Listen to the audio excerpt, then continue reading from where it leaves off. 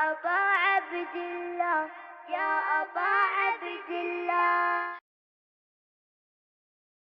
أعوذ بالله من الشيطان اللعين الرجيم. بسم الله الرحمن الرحيم. قل الحمد لله رب العالمين. الصلاة والسلام على أشرف الأنبياء والمرسلين سيدنا بالقاسم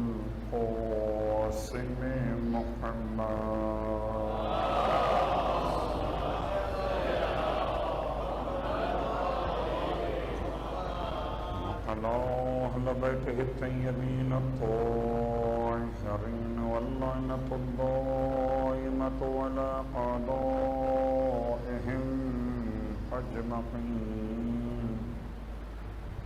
أما بعد فقد قال الله تبارك وتعالى في كلامه الحميد وفرقانه المجيد قوله الحق وهو أصدق القائلين. بسم الله الرحمن الرحيم. قد أفلح المؤمنون الذين هم في صلاتهم خاشعون والذين هم عن اللغو معرضون والذين هم للزكاة فاعلون والذين هم لفروجهم حافظون إلا على أزواجهم أو ما ملكت أيمانهم فمن ابتغى وراء ذلك فأولئك هم العادون.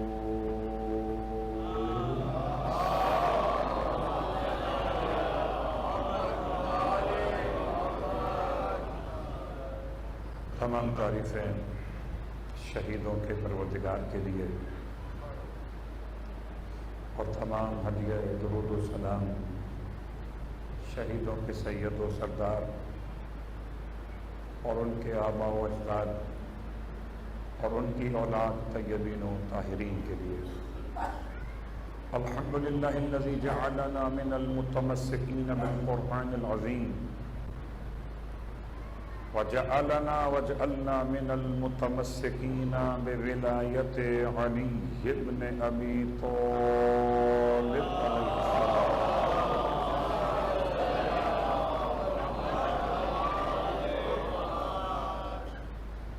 عظم اللہ اجورنا و اجورکم بمصابنا بالحسین علیہ السلام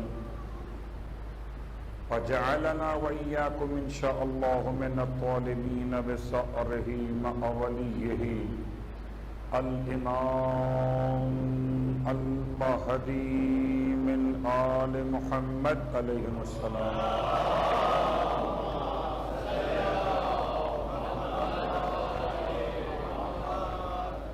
اما بعد فرش عزائے سرکار سید الشہداء پر خدا نے نعمت حیات کے ساتھ دولت صحت و عافیت کے ساتھ توفیق عطا فرمائی کہ ہم شریک ہوئے،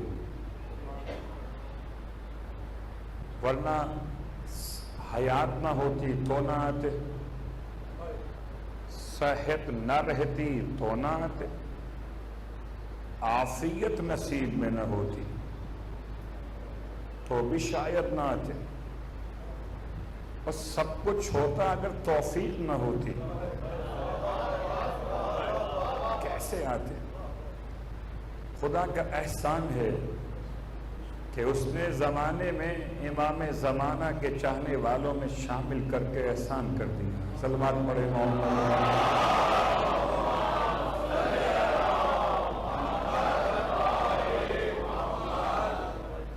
صفات مومن کے عنوان سے آپ کی خدمت مقدس میں مسلسل گفتگو ہے سورہ مبارکہ المومنون، ابتدائی 10 آیتوں اور 11ویں آیت کے انتظار میں کہ جو نتیجہ ہے انشاءاللہ وہ آپ کی خدمت میں پیش کرنے کے لیے خدا توفیق عطا فرمائے گا۔ 10 آیتوں میں مالک دو جہاں نے مومن کی پہچان بتائی ہے۔ یہ اپنے مقام پر کہ ہم اور آپ اپنے آپ کو مومن کہیں، مومن لکھیں، مومن سمجھیں، نہ ہمارے لکھنے سے کچھ ہوتا ہے، نہ ہمارے کہنے سے کچھ ہوتا ہے، اور نہ سمجھنے سے کچھ ہوتا ہے۔ ہوتا تو وہی ہے جو علی کا خدا چاہتا ہے۔ اور خدا کا بڑا احسان ہے کہ اس نے اس نام کے ساتھ نسبت عطا فرمائی۔ اور اب پہچان کے مرحلے پر کل آپ کی خدمت مقدس میں، بلکہ کل اور پرسوں 2 دن ہم نے لفظ زکوٰۃ سے اپنے عنوان کو آگے بڑھایا ہے، اور آج امام رضا علیہ الصلوۃ والسلام کی بارگاہ مقدس ہے۔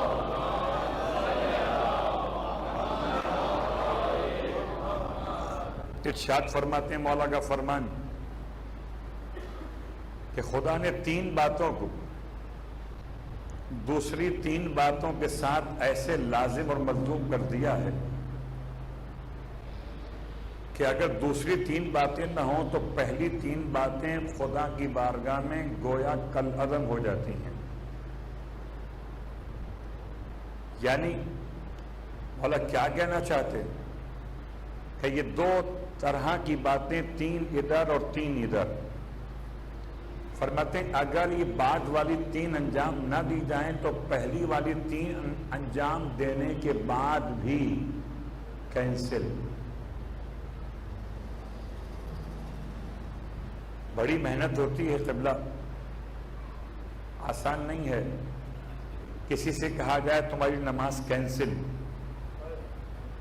آسان نہیں ہے، اس لیے کہ نماز پڑھنا، پھر نماز پر اپنے اعمال کو موقوف سمجھنا، پھر نماز کا قبول نہ ہونا تو قیامت ہے۔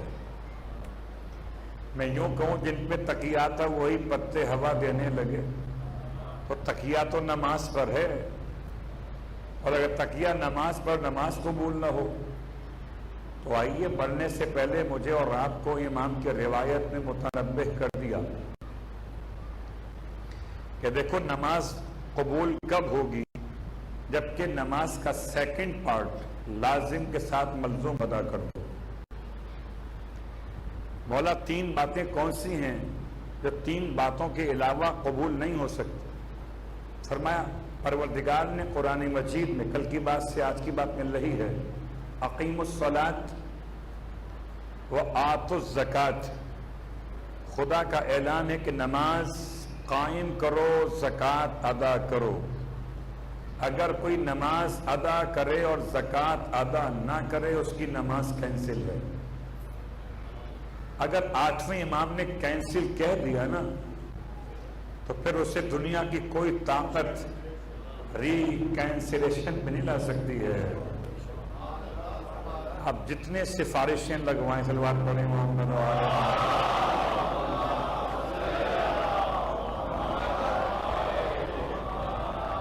اگر امام نے فرما دیا کہ قبولیت کی شرط یہ ہے کہ انسان نماز کے ساتھ زکوٰۃ کو ادا کرے، اور اس کے ساتھ ساتھ لفظ زکوٰۃ پر کل کچھ باتیں آپ کی خدمت میں بیان ہو گئیں، زکوٰۃ کی اقسام بیان ہو گئیں، اور کل میں نے آپ کو یہاں تک تو پہنچا دیا کہ آپ میں سے ہر شخص زکوٰۃ ادا کرنے کا پابند ہے۔ یہ جو الزام ہے کہ شیعہ زکوٰۃ نہیں دیتے، جتنی شیعہ زکوٰۃ دیتے ہیں اتنا تو کوئی دیتا ہی نہیں۔ ہاں یہ الگ بات ہے کہ شیعہ ڈاکوؤں کو زکوٰۃ نہیں دیتے، صلوات پڑھیں محمد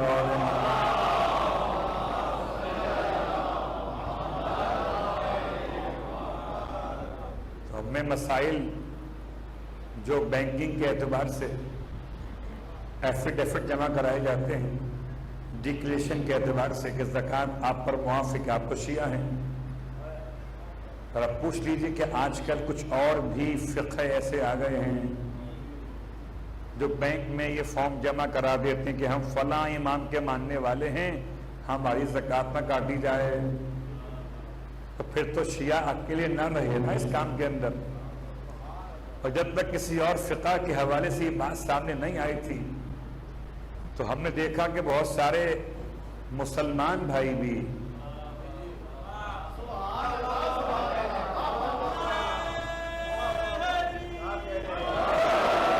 فارم پر لکھ کے دیتے تھے کہ فقہ جعفریہ کے ماننے والے ہیں.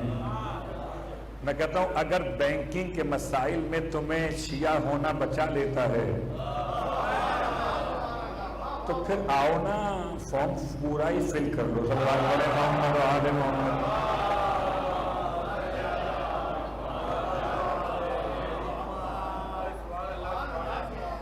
تو پھر مسئلہ زکوٰۃ پر دو جملے آپ کی خدمت میں آج. اور چونکہ زکوٰۃ ایسا موضوع ہے جو بہت کم پڑھا جاتا ہے اور ہمارے درمیان جو موضوع بہت پڑھا جاتا ہے وہ خمس.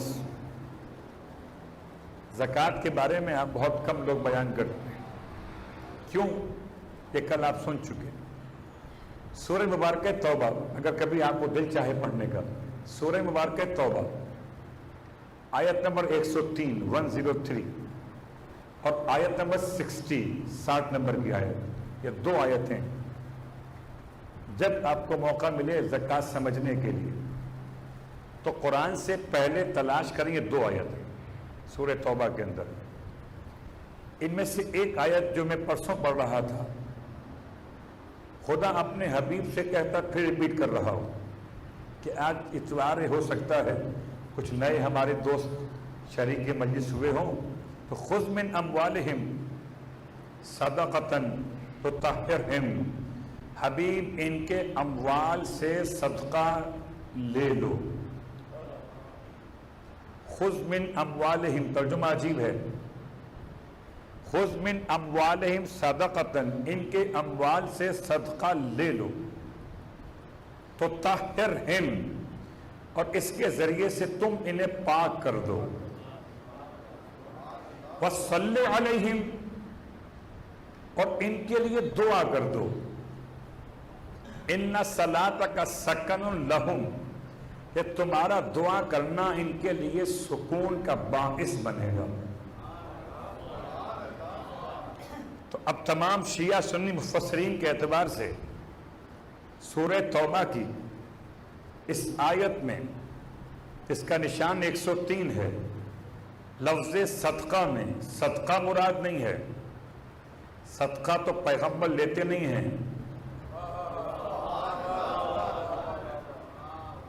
اس آیت میں صدقہ مراد نہیں ہے. صدقہ پیغمبر لیتے نہیں ہیں. صدقہ اور کیا ہوتا کیا ہے صدقہ؟ صدقہ تو قبلہ وہ ہوتا ہے جو امت لیتی ہو. تو صدقہ لے وہ امتی ہے، جو صدقہ نہ لے وہ آل محمد ہے. تو میں کہتا ہوں اگر اتنا ہی فرق سمجھ لیتے کہ جن کی صدقے میں کھاتے ہو وہ اور ہیں، جو کھاتے ہیں وہ اور ہیں، تو صدقہ آل محمد پہ حرام ہے. خذ من اموالہم. تمام شیعہ سنی مفسرین نے اس آیت کی وضاحت میں لکھا یا صدقہ سے مراد صدقہ عام نہیں زکوٰۃ ہے. اور اس کے بعد اس میں دو باتیں بیان کی گئیں. پیغمبر لیں گے تو کیا ہوگا؟ بہت غور کیجئے. مال کی محبت، خدا کو ضرورت نہیں ہے مال وال کی. خدا تو صاحب کائنات ہے، مالک ارض و سما ہے، خالق ہے، تمام چیزیں اس کے اختیار میں. اسے میرے اور آپ کے پیسے کی ضرورت نہیں ہے. وہ تو کہتا ہے پیسہ تو ہم نے ہی تمہیں دیا ہے. المال مالی والفقراء عیالی، دنیا کا سارا مال خدا کہتا ہے میرا ہے اور سارے فقراء میرے عیال ہیں. وہ نہیں چاہتا کہ تم سے پیسے لے، لیکن پھر لیتا کیوں ہے؟ کہ تاکہ تمہارے دل سے پیسے کی محبت کو نکال دے، اور جب پیسے کی محبت نکلے گی تو دل پاک ہوگا۔ اس لیے آیت کہتی ہے خذ من اموالہم صدقۃ تطہرہم، جب آپ ان کے مال سے یہ زکوٰۃ لوگے تو ان کے دل پاک ہو جائیں گے۔ صلوات پڑھے محمد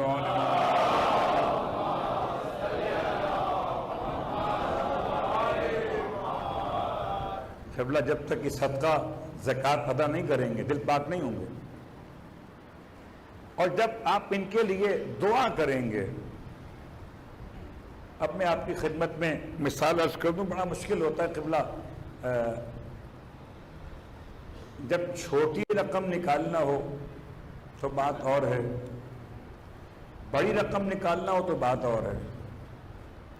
چلتے ہیں پیچھے تاریخ میں، ذرا سا پیچھے، قارون کا زمانہ ہے، اور جب اللہ کے نبی نے زکوٰۃ کے وجوب کا اعلان پہنچایا کہ تم پر مالی عبادت واجب کر دی گئی، زکوٰۃ نکالنا پڑے گی،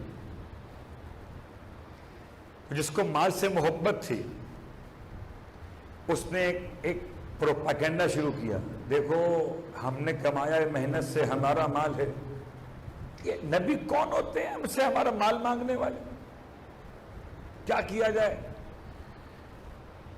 اب نبی کی نبوت کو ماننا بھی ہے اور زکوٰۃ سے بچنا بھی ہے، تو کہتے ہیں اس نے کسی فاحشہ عورت کو بلا کر موسیٰ علیہ السلام کے خلاف اسے پیسے دے کر گواہی کے لیے کھڑا کر دیا۔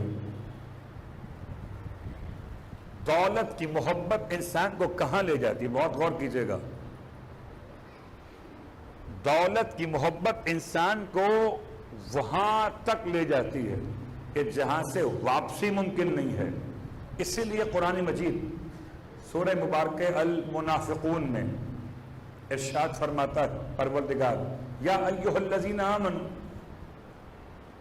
لا تلہکم اموالکم ولا اولادکم عن ذکر اللہ، اے صاحبان ایمان، کہیں تمہیں تمہارے اموال اور اولاد یاد خدا سے غافل نہ کر دیں۔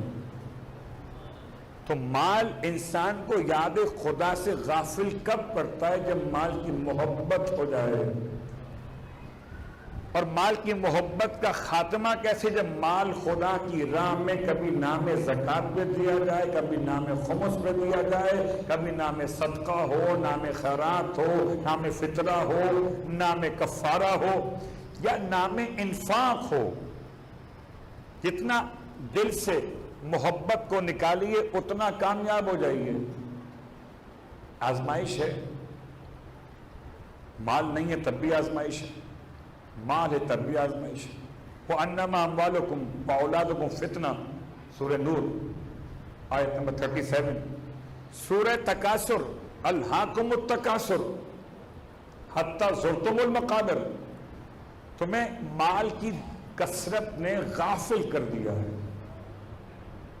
اللہ اکبر، یہاں تک کہ تم نے قبریں جا دیکھی، مال اور مال اور مال۔ کربلا میں لشکر یزید کی سوچ کیا تھی؟ مال اور مال۔ عمر ابن سعد کا امام کو جواب کیا تھا؟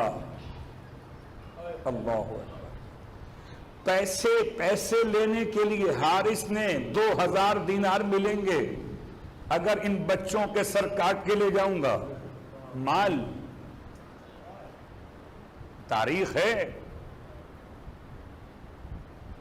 خرابی انسان کے لیے کبھی کرپشن کے نام سے اور کبھی واجبات ادا نہ کرنے کے لیے معصوم پر الزام لگانے کے اعتبار سے، زکوٰۃ نہ دینی پڑے، نبی کو بدنام کر دو۔ صلوات پڑھے محمد وعلى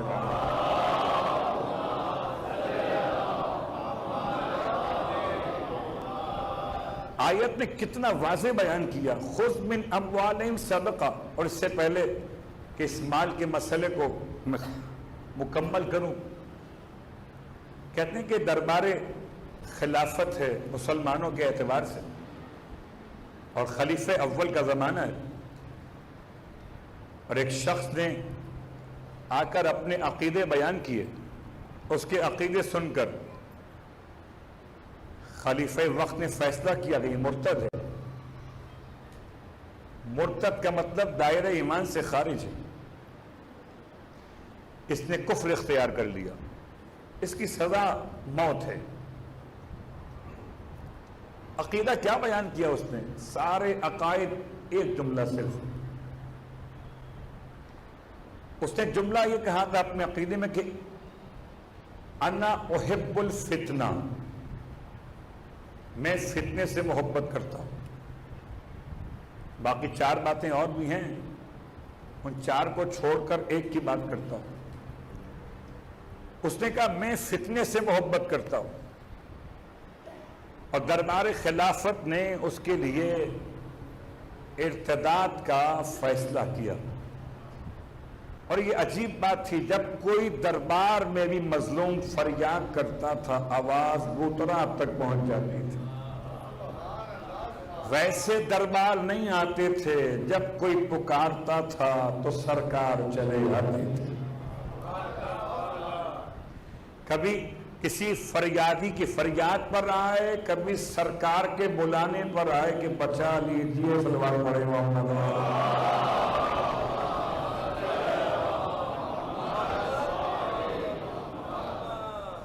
سلام و علی پر جس نے سرکار کو بھی بچا دیا، اور اگر کسی مسلمان نے فریاد کی تو اس کو بھی بچا دیا۔ کیا سخت ذمہ داری تھی میرے مولا کی، پہنچ گئے۔ اچھا کیا فیصلہ کیا ہے؟ کہ یہ کہتا ہے کہ میں فتنے سے محبت کرتا ہوں۔ اب فتنے سے محبت تو ناقابل معافی جرم ہے نا۔ امام نے ارشاد فرمایا کہ فتنے سے محبت تو سب کرتے ہیں، فتنے سے محبت تو آپ بھی کرتے ہیں۔ اب کیا سمجھے زمانہ لفظ فتنہ کو؟ عربی کا فتنہ اور ہے اور اردو کا فتنہ اور ہے،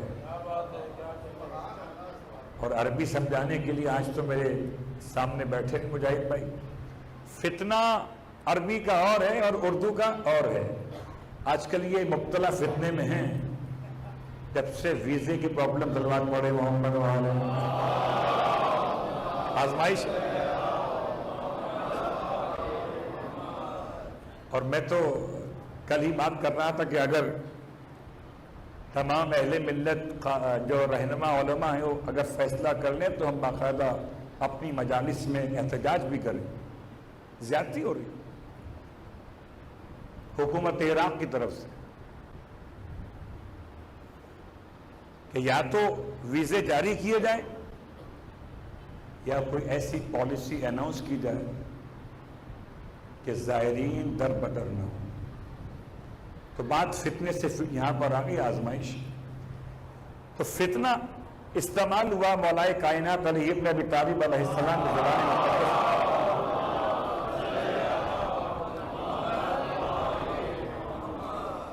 اور امام نے اس سے اس شخص کو قرار دیا تھا مرتد۔ اس سے پوچھا تم کیا کہتے ہو بھائی، تمہارا مسئلہ کیا ہے، عقیدہ کیا ہے تمہارا؟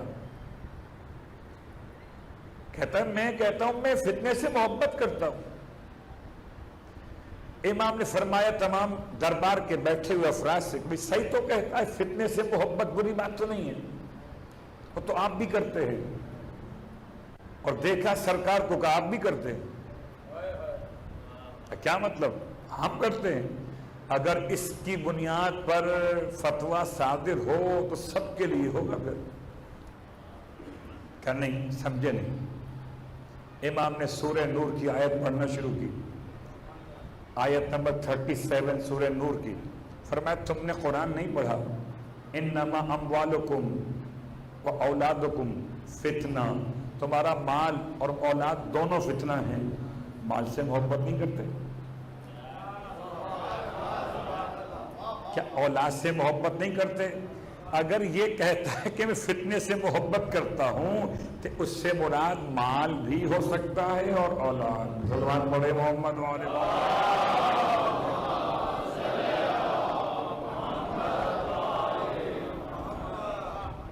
اور آئیے لفظ فتنہ میں اگلی روایت سن لیجئے، پھر بات کو آگے بڑھاتے ہیں.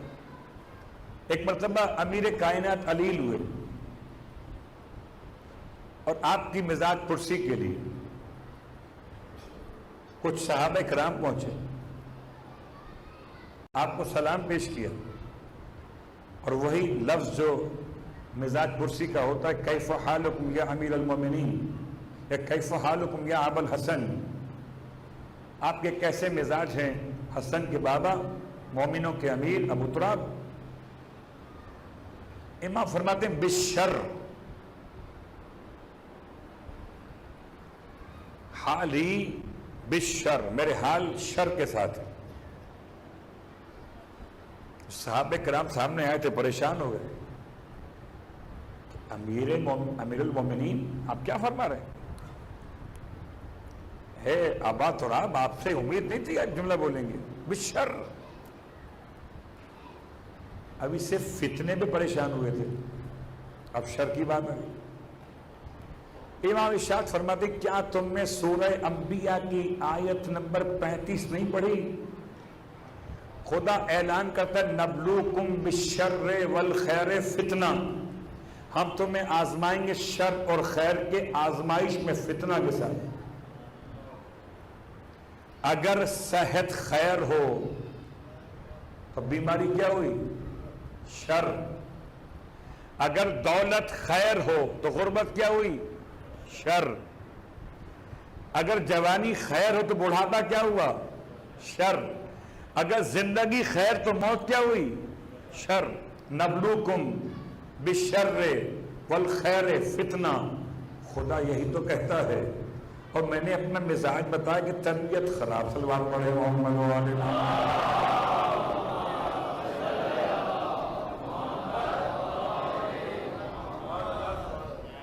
تو مال و دولت کی محبت ختم کیسے ہوگی؟ یہ زکوٰۃ واجب، زکوٰۃ مستحب، یہ تمام ذمہ داریاں.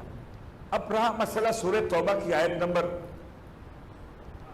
60 میں پروردگار عالم نے زکوٰۃ کے مصارف کو بیان کیا.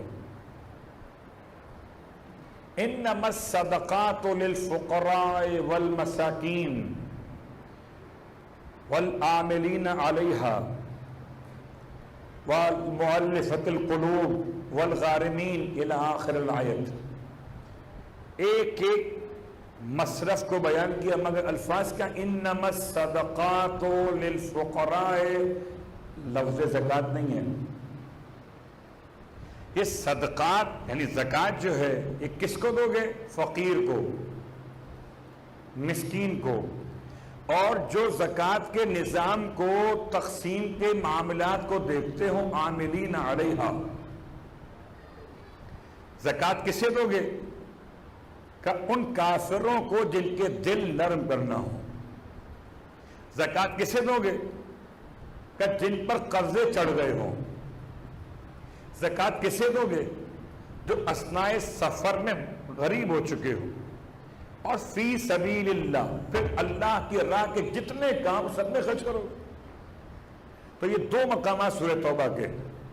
تو لفظ زکوٰۃ کے بعد لفظ صدقات استعمال کیا گیا. اور پھر واپس آئیے امام رضا علیہ السلام کی بارگاہ.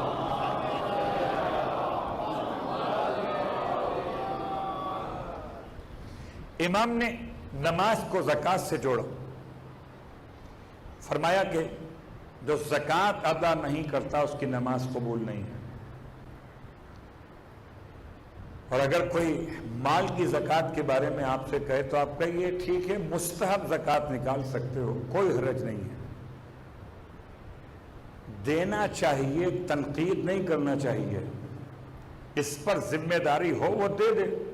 نصاب ہے معین، مسائل لکھے ہوئے ہیں. یہ بالکل ایسے جیسے علی سے محبت میں تشہد کی ضد کر رہے ہو، نماز تو پڑھو پہلے.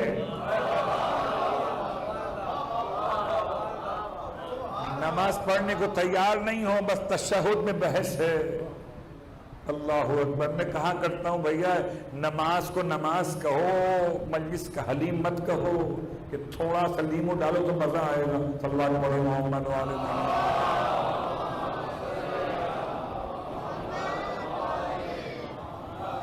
ورنہ تو قبلہ ملا جائیے، بہت ملائیے، پھر نماز کی جگہ مجلس سے پڑھ لیتے پوری، سب کے نام آ جائیں گے. بات واضح ہو رہی ہے. تو جیسے اللہ کے رسول نے نماز دی، جیسے آل محمد نے پہنچائی، جیسے امام رضا علیہ السلام کے الفاظ میں آئی کہ نماز زکوٰۃ دونوں ملے ہوئے. اقیم الصلاۃ آتوا الزکوٰۃ. تو اگر آپ کے پاس جمال ہے تو جمال کی زکوٰۃ، صحت ہے تو صحت کی زکوٰۃ، آسانیاں ہیں تو آسانیوں کی زکوٰۃ، شجاعت ہے تو شجاعت کی زکوٰۃ، قدرت ہے تو قدرت کی زکوٰۃ. آپ اپنے مال کی زکوٰۃ دیجئے جو اللہ نے آپ کو عطا کیا ہے. پڑھیے نماز. پھر اس کے بعد اگلا جملہ ارشاد فرماتے مولا، اگر کوئی انسان تقوی اختیار کرے اور صلہ رحمی نہ کرے، اس کا تقوی کینسل. متقی پرہیزگار اگر رشتہ داروں کے ساتھ صلہ رحمی نہیں کرتا، اس کا تقوی خدا کی بارگاہ میں قابل قبول نہیں ہے. تو قبلہ تقوی بچائیے، چچا کو سلام کیجئے، تقوی بچائیے، ماموں کا احترام کیجئے، تقوی بچائیے، خالہ کے گھر جائیے، تقوی بچائیے، ساس کا خیال کیجئے. اس لیے کہ پروردگار عالم کے ولی نے یہ اعلان کر دیا ہے کہ تقوی بچے گا صلہ رحمی کے ساتھ. اس کے پاس صلہ رحمی نہیں ہے، اس کا تقوی نہیں ہے. صلہ رحمی بہت مجلس سے اس موضوع میں پڑھ چکے، خالی ایک جملہ کافی ہے. امام موسیٰ کاظم علیہ السلام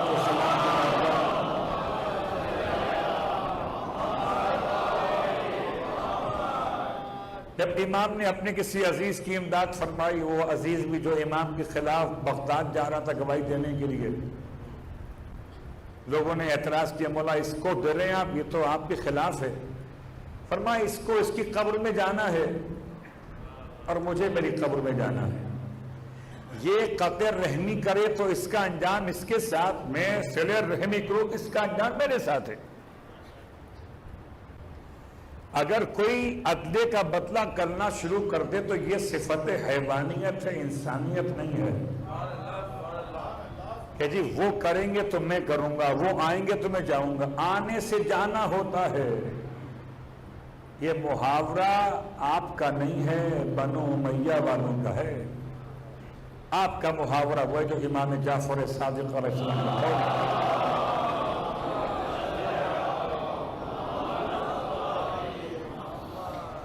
ارشاد فرماتے ہیں مکارم الاخلاق مکمل ہوتے ہیں 3 باتوں سے. میں ایک بات یہ جو تم سے تعلقات توڑے اس سے تعلقات جوڑ لو. جو جوڑے اس سے جوڑو نہیں، وہ تو لامحالہ جوڑیں گے ہی آپ. اس میں آپ نے کیا کمال کیا؟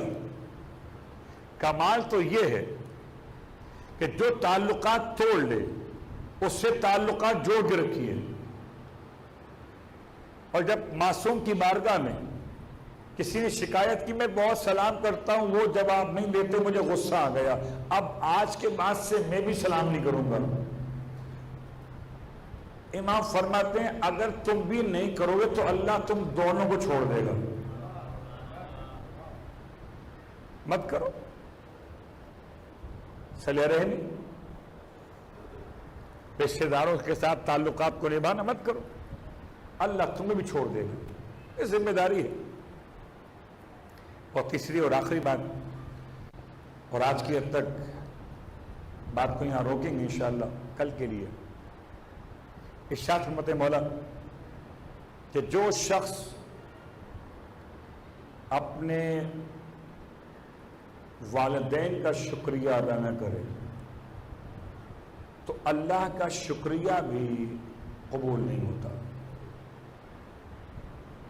جو شخص اپنے والدین کا شکریہ ادا نہ کرے تو جو اللہ کا شکریہ ادا کیا ہے وہ بھی قبول نہیں ہوتا۔ اب آئیے پہلے اس مسئلے کو آسان کریں کہ اللہ کا شکریہ ادا کیسے کیا جاتا ہے۔ امام جعفر صادق علیہ السلام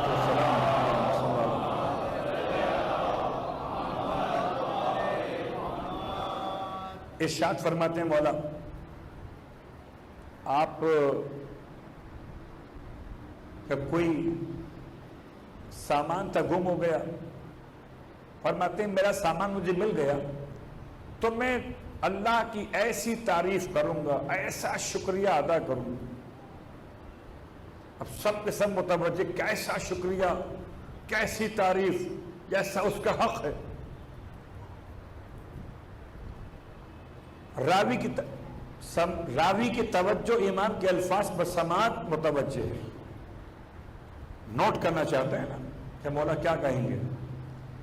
جیسے ہی امام علیہ السلام کو وہ شے مل گئی، یہ میں ٹوٹکا بتا رہا ہوں آپ کو، اگر کوئی چیز گم ہو جائے تو خدا سے بات کیجئے کہ پروردگار اگر مجھے میری گم شدہ چیز مل گئی تو میں تیرا شکریہ ایسے ادا کروں گا جو شکریہ کا حق ہے۔ یہ سنت معصوم ہے۔ راوی متوجہ، وہ چیز مل گئی، امام فرماتے الحمدللہ رب العالمین۔ اتنا تو آسان کر دیا، لمبی چوڑی دعا نہیں، مشکل الفاظ نہیں۔ راوی کہتا ہے مولا بس یہ صلوات پڑھے محمد والے۔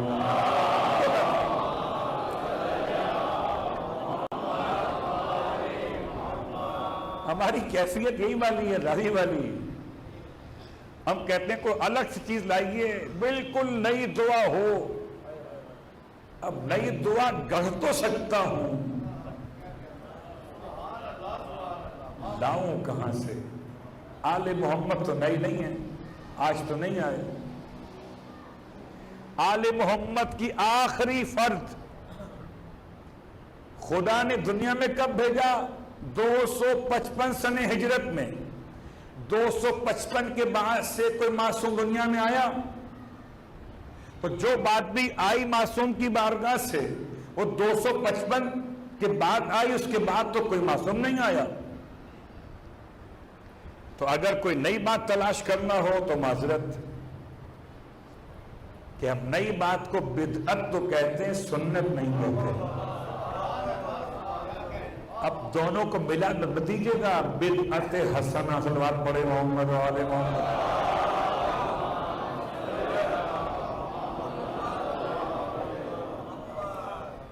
امام فرماتے ہیں الحمدللہ رب العالمین۔ کہتے ہیں مولا سے مولا بس یہ تو ہم نارمل بھی پڑھ لیتے ہیں، آپ نے فرمایا تو مجھے میرا سامان مل گیا جو گم ہو گیا تو میں اللہ کی ایسی تعریف کروں گا، ایسا شکریہ ادا کروں گا، تو اس کا حق ہے۔ امام نے ارشاد فرمایا تو بھلا میں کیسے اس کے علاوہ کچھ اور کہتا کہ خدا نے خود ہی تو کہا ہے۔ جیسے خدا اپنے لیے خود حمد و شکر کو بیان کرتا ہے، اس سے بڑھ کر تو بیان ہو نہیں سکتا۔ اور میں تو سمجھتا ہوں کہ سورہ الحمد کے بعد معصوم نے الحمدللہ رب العالمین کا جملہ عطا کر کے سمجھایا کہ سب سے بڑا شکریہ نعمت ہدایت ولایت علی ابن ابی طالب علیہ السلام۔ کیا کہا؟ الحمدللہ رب العالمین۔ اب یہ الگ بات کوئی کہے آمین، آپ کہیں الحمدللہ رب العالمین۔ کوئی ہدایت کی دعا مانگ رہا ہو، آپ ہدایت کا شکریہ ادا کر رہے ہیں، تو دعا پر لازم ہے کہ آمین کہا جائے، اور نعمت کے بعد لازم ہے کہ الحمدللہ رب العالمین کہا جائے۔ تو امام کے الفاظ شکریہ، اور اب سرکار ختم یہ مرتبہ صلی اللہ علیہ وآلہ وسلم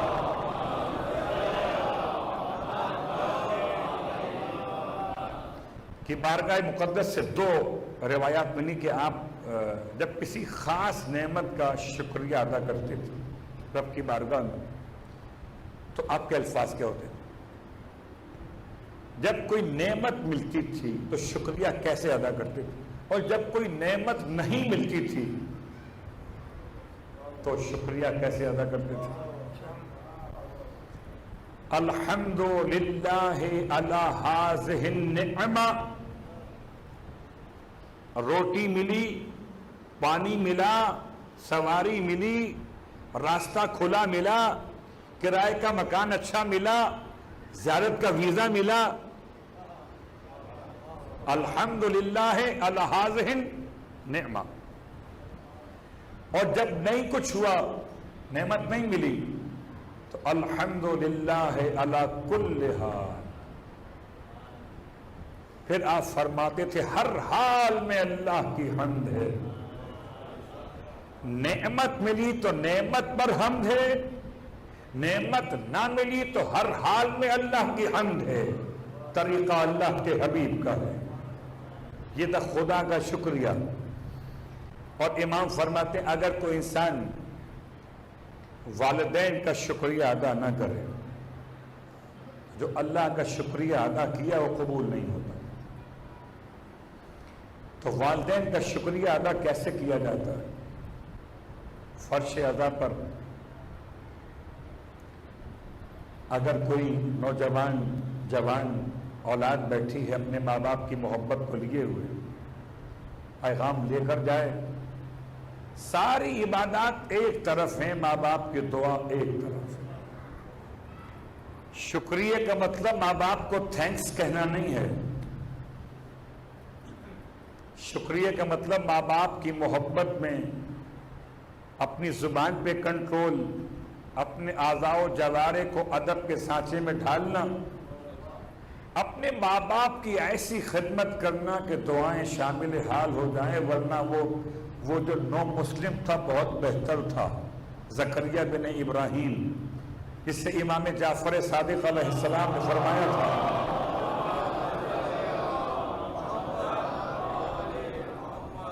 امام کے پاس آیا، عیسائی سے مسلمان ہوا، کہتا ہے مولا سے کہ مولا آپ بتائیے میرے والدین تو ابھی عیسائی ہیں، میرے والدین عیسائی ہیں، تو کیا اپنے عیسائی والدین کے ساتھ رہوں یا چھوڑ دوں انہیں؟ بہت غور کیجئے گا، یہاں تو مسئلہ تقلید پہ والدین چھوڑ دیتے ہیں، یہاں تو مسئلہ ماتم پہ والدین کو چھوڑ دیتے ہو، یہاں تو مسئلہ الفت خطیب مخصوص پر والدین چھوڑ دیتے ہو۔ میں نے ساری باتیں جمع کر دی آپ کی خدمت میں۔ امام کے پاس سے معیار کیا ملا؟ اگر والدین مسلمان بھی نہیں ہیں، مومن تو بہت دور، مسلمان بھی نہیں ہیں، کون ہے؟ عیسائی، عیسائی والدین، اور تم مسلمان ہو، تو کیا چھوڑ دو ان کو؟ امام فرماتے ہیں میں تم سے کہتا ہوں اپنے ماں باپ کا خیال کرو، اور خاص طور سے اپنی ماں کی بڑی خدمت کرو۔ ایک مسلمان اور مومن بیٹا چھٹے امام کا چاہنے والا، شیعہ ہو جانے والا، اپنے عیسائی ماں باپ کی خدمت کر رہا ہے حکم امام صادق پر۔ تو اگر امام صادق علیہ السلام کے حکم پر کوئی عیسائی والدین مومن بیٹے سے حق خدمت رکھ سکتے ہیں، تو کیا مومن والدین اپنے مومن بیٹے سے امام جعفر صادق علیہ السلام کے حکم پر حق خدمت نہیں رکھتے؟ اللہ اکبر! خدمت والدین کی ایسی کی اس نے اپنی والدہ کی خدمت۔ آخری وقت میں، یعنی کہ جب بالکل بڑھاپا تھا، موت قریب تھی، کبھی پاؤں دبا رہا ہے، کبھی سر دبا رہا ہے، کبھی پانی پلاتا ہے، کبھی کھانا کھلاتا ہے، ماں نے پوچھا بیٹا جب تک تو ہمارے مسلک میں تھا ایسا نہیں تھا، اب کیسا بدل گیا؟ تو کیا ہو گیا جب سے تو شیعہ ہوا جعفر صادق کا؟ جب تک تو عیسیٰ کا عیسائی تھا، ایسا نہیں تھا. جب سے تو شیعہ جعفر صادق ہوا ایسا ہو گیا.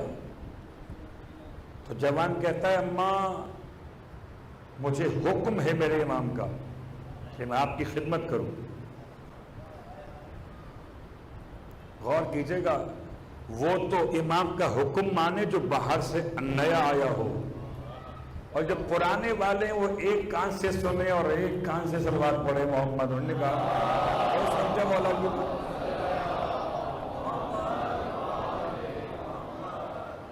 تو لیجئے آج کی حد تک بات مکمل کر رہے ہیں. آخری بات امام کے فرمان سے تفصیل ختم ہو رہی کہ دو ذمہ داریاں ہیں، ایک شکر خدا، ایک شکر والدین. شکر والدین اگر نہ ہو تو شکر خدا خدا کی بارگاہ میں قبول نہیں ہے. اور اسی کیفیت شکر کے ساتھ کربلا کے میدان سے آج ایک ایسی شخصیت کا تذکرہ کرنا چاہوں گا کہ جس نے بہت بڑا نام اس طرح سے مولا کی مظلومیت کا بلند کیا ہے کہ شاید کسی اور شہید کے ذریعے یہ نام اتنا بلند نہیں ہوا. آپ کی بات نہیں ہو رہی. اور اسی نام کو بیان کرنے سے پہلے پھر آپ کی خدمت میں اشارہ کر دوں کہ اس فرش اعضا پر آپ کی آمد، اس امام بارگاہ سے آپ کی الفت. آج تو مسائل بیان کر رہا ہوں، لیکن 9 محرم بھی اور 10 محرم اس امام بارگاہ سے 2 جلوس برآمد کیے جاتے ہیں. اور آپ کو تو معلوم ہے کہ فرش اعضا پر آنا اور خاص ایسے مقام پر جہاں عزادار کم جمع ہوتے ہیں آپ کی ذمہ داری ہے. تو 9 محرم اور 10 محرم اسی فرش اعضا سے جلوس اعضا سرکار سید الشہداء اور شہزاد علی اکبر شہزاد علی اصغر. بس عزیزو گفتگو تمام ہوئی. کتنا کم سن تھا وہ کہ جس کے لبھائے مقدس سے شیر مادر کے نشان بھی نہ گئے تھے.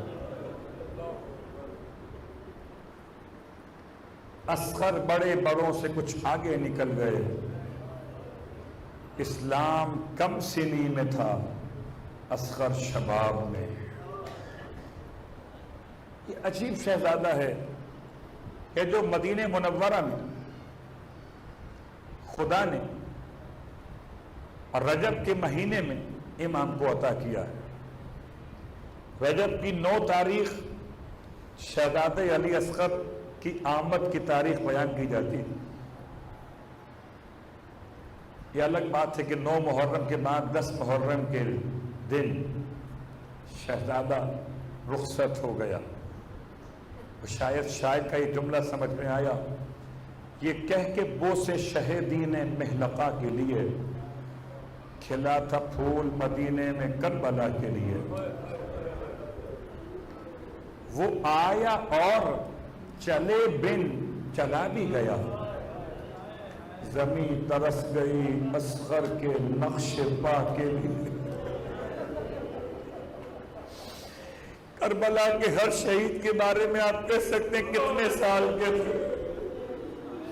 اکبر 18 سال کے تھے، اور محمد 9 اور 10 سال کے تھے. مولا عباس 32 سال کے تھے، مولا حسین 57 سال کے تھے. لیکن ہائے ایک شہید ایسا ہے جس کے لیے لفظ سال نہیں ہے، اس لیے کہ زمین پر چلے بغیر دنیا سے چلا گیا. اجرکم اللہ. رونے والوں، بڑا مشکل وقت تھا میرے مولا کے لیے، اور پوری شہادت پڑھنا آسان نہیں ہے، پوری نہ پڑھ سکوں گا. بس چند جملے آپ کی خدمت میں پہنچانا چاہتا ہوں کہ جب کبھی شہزادے کی یاد آئے تو خدا آپ کو نصیب کرے آپ کے گھر میں، آپ کے خاندان میں، بچوں میں، ذریت میں چھوٹے بچے تو ہوتے ہیں. کسی شیر خوار بچے کو آغوش میں لیجئے اصغر کا ماتم کرنا چاہتے ہیں نا؟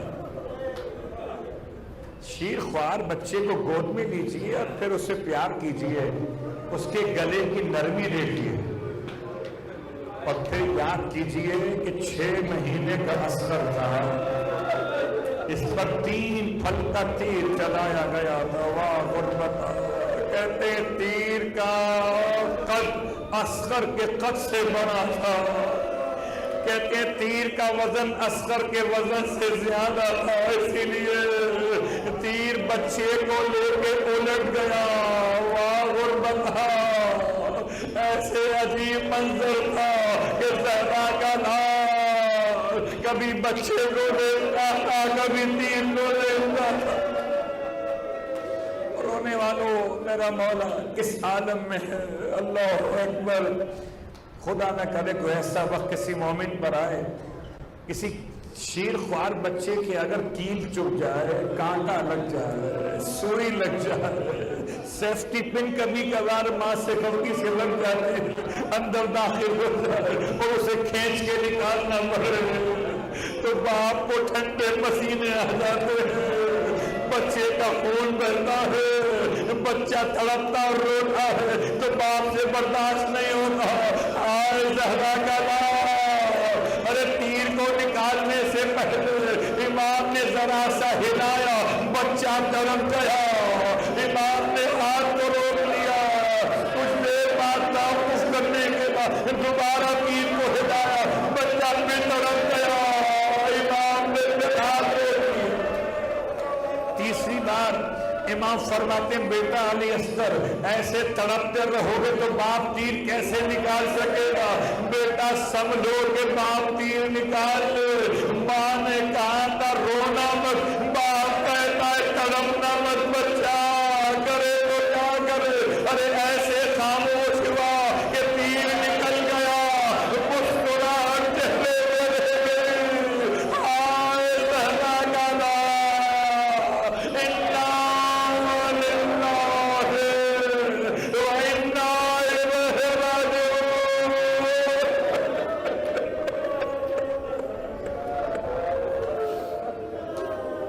ولعنة الله على القوم الظالمين وسيعلم الذين ظلموا أي منقلب ينقلبون۔ اللہ واسطہ محمد و آل محمد کا ہماری اس عبادت کو اپنی بارگاہ میں قبول و مقبول فرما۔ بارگاہ واسطہ محمد و آل محمد کا پروردگار شہزاد علی اصغر کا واسطہ، پروردگار جتنی بھی ہاتھ تیری بارگاہ میں دست بدعا ہیں مالک انہیں خالی واپس نہ لوٹا۔ خاص طور سے میں ہر مجلس میں تمام زائرین کے حق میں دعا کر رہا ہوں کہ جو سفر زیارت کے متمنی ہیں میرے مالک انہیں زیارت کا شرف عطا فرما، کسی کی آس ٹوٹنے نہ پائے، ایسا نہ ہو کہ وہ کہے مولا نے مجھے بلایا نہیں۔ پروردگار رکاوٹیں دور فرما، تمام تر اہل ایمان کو کربلا مولا کی زیارہ سے مشرف فرما، جو اس سال جا رہے ہیں ان کے لیے اور جو آئندہ سالوں میں جائیں گے ہم سب کو نصیب فرما۔